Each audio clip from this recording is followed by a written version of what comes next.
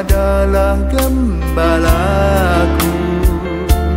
takkan kekurangan aku. Ia membaringkan aku di padang berumput hijau. Saudara-saudari yang terkasih di dalam Kristus, selamat pagi. Salam jumpa lagi dalam Sabda Siap Saji. Rabu 15 November 2023, hari biasa pekan ke-32. Marilah berdoa.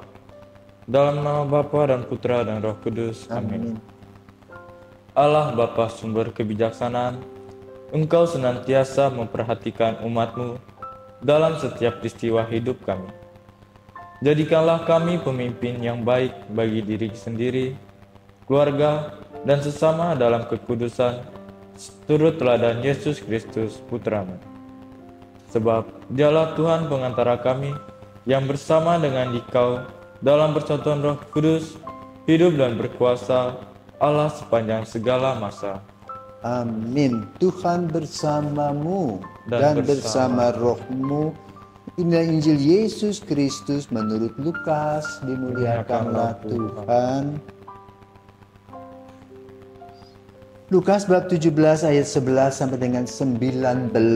Dalam perjalanannya ke Yerusalem, Yesus menyusul perkotaan Samaria dan Galilea. Ketika memasuki desa, datanglah 10 orang kusta menemui Dia. Mereka berdiri agak jauh dan berteriak, "Yesus Guru, kasihanilah kami." Yesus lalu memandang mereka dan berkata, "Pergilah, perlihatkanlah diri kepada imam-imam." Dan sementara dalam perjalanan mereka menjadi takhir. Seorang di antara mereka ketika melihat dirinya telah sembuh dan kembali sambil memuliakan Allah dengan suara nyaring, lalu tersungkur di depan kaki Yesus dan mengucapkan syukur kepadanya. Orang itu orang Samaria. Lalu Yesus berkata, "Bukankah ke-10 orang tadi semuanya telah menjadi takhir? Di mana yang 9 orang tadi? Tidak adakah di antara mereka yang kembali memuliakan Allah selain orang asing ini?" Lalu Ia berkata kepada orang itu, "Berdiri dan pergilah, imanmu telah menyelamatkan dikau." Demikianlah sabda Tuhan. Terpujilah Kristus. Selamat pagi Romo. Selamat pagi Satria. Romo, kita ini sebagai orang Katolik mempunyai iman, jika membutuhkan sesuatu, mintalah kepada Tuhan. Ya. Ketika kita meminta, tanpa kita sadari, kita pasti telah menerimanya. Rahmat Tuhan yang telah kita minta. Ya. Ada yang sadari, ada yang kita tidak sadari. Namun untuk yang telah kita sadari, terkadang kita tuh tidak memiliki sikap untuk bersyukur. Kita mengucap syukur tapi kita tidak menunjukkan sikap kita sebagai orang yang bersyukur. Bagaimana Romo caranya? Kita membuktikan melalui sikap, perkataan, dan pikiran sebagai ucapan syukur kepada Tuhan. Selamat pagi Satria dan para pirsawan. Kebetulan saya ini berdampingan dengan seorang bernama Satria. Satria itu apa? Sama dengan semut. Apa Satria dan siapakah Satria itu? Orang yang berani. Jadi orang tua berharap kamu jadi orang yang berani dalam hal apa? Dalam hal tanggung jawab, dalam hal kebenaran, dalam hal kejujuran, dalam hal kedisiplinan. Begitu kan? Nah, saudara terkasih, hari ini kita membicarakan tentang orang kusta. Mengapa Yesus atau pengarang Injil membahas tentang 10 orang kusta ini? Tentu ada maksudnya. Siapakah orang kusta? Orang kusta menurut hukum Taurat adalah orang yang dikutuk Tuhan. Maka dia harus tinggal tersendiri di lembah-lembah. Dan kalau dia melewati orang sehat, dia harus berkata, kusta, kusta, kusta. Supaya orang bisa lempar dia dengan batu. Maka mereka boleh katakan termasuk orang atau kelompok yang terpinggirkan. Nah, dulu saya pernah praktek itu frata di Jakarta ya. Liburan itu kami harus membantu di tempat orang-orang kusta.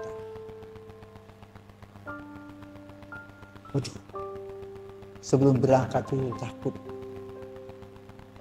Dan diterangkan oleh perawat itu bahwa orang kusta yang ini adalah bukan orang kusta yang positif tapi sudah negatif.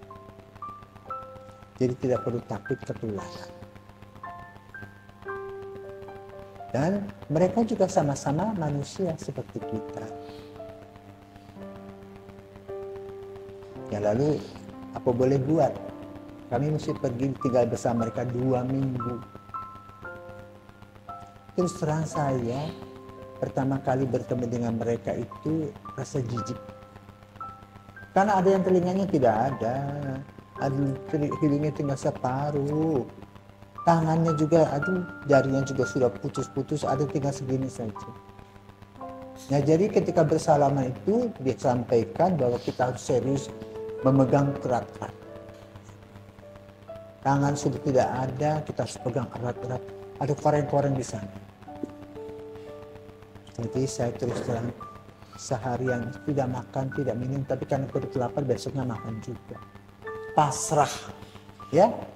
Nah yang unik itu mereka amat sangat senang kita datang. Kami datang itu senang sekali. Lalu mereka dapat tantang tuh berbagi. Jadi ada ayam goreng. Tapi dengan tangan yang waduh luar biasa. Ini pengalaman kami hidup bersama itu juga setengah mati. Apalagi orang yang bersangkutan yang hidup dengan kusta itu.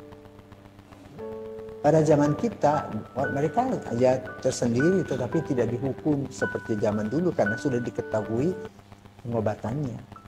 Nah pada zaman Yesus itu sama sekali belum diketahui penyembuhannya. Maka mereka adalah yang tergusur tadi. Namun Yesus itu luar biasa. Ya. Tadi disampaikan bagaimana ketika Yesus menyusuri kota Samaria dan Galilea. Jadi di perjalanan, rupa-rupanya ada daerah-daerah tersendiri untuk orang kusta. Jadi mereka semua mungkin lari-lari, ada 10 orang kusta. Dan menurut hukum Taurat mereka harus pergi ke imam. Kenapa? Tadi pandangannya itu dikutuk. Lalu mereka 10 orang pula pergi ke imam-imam. Kita nggak jangan sudah sembuh, kenapa? Yesus sudah pegang. Tetapi Yesus ingin tahu attitude dan sikap-sikap. Ternyata yang kembali 1 orang dan itu orang Samaria.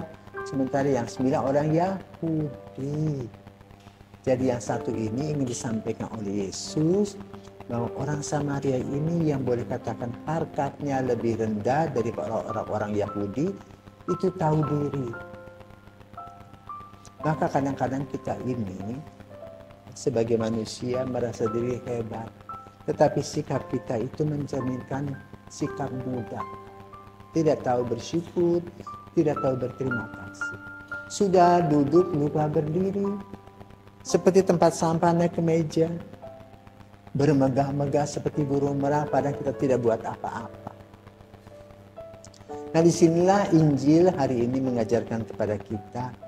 Pertama adalah memohon kepada Tuhan. Tuhan mendengarkan. Setelah Tuhan mendengarkan maka kita harus bersyukur untuk apa yang Tuhan berikan. Nah bersyukur saja tidak cukup. Tetapi kita harus melaksanakan tugas-tugas kita kemanusiaan. Ya, sebagai ungkapan terima kasih kepada Tuhan, tidak hanya kau teriak-teriak, tapi itu melaksanakan kenyataan dalam hidup kita. Yang keempat, ya, ketika Yesus bertemu lagi dengan orang kusta tadi, maka dia disuruh pergi. Tuhan Yesus tidak minta imbalan apapun. Yesus merasa puas kalau kita bersyukur dan berterima kasih. Maka mari saudara terkasih, sebagai pengikut Yesus kita harus jadi seperti satria, ya, yang berani, militan sebagai pengikut Kristus, yang tahu bersyukur, berterima kasih, lalu bekerja sama dengan sesama, menikmati kasih Tuhan setiap hari. Semoga ya, dengan doa dan karya yang kita lakukan setiap hari, kita adalah orang-orang yang bahagia. Kenapa?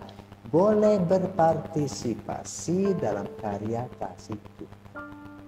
Selamat pagi, selamat berkarya, selamat berdoa. Tuhan memberkati.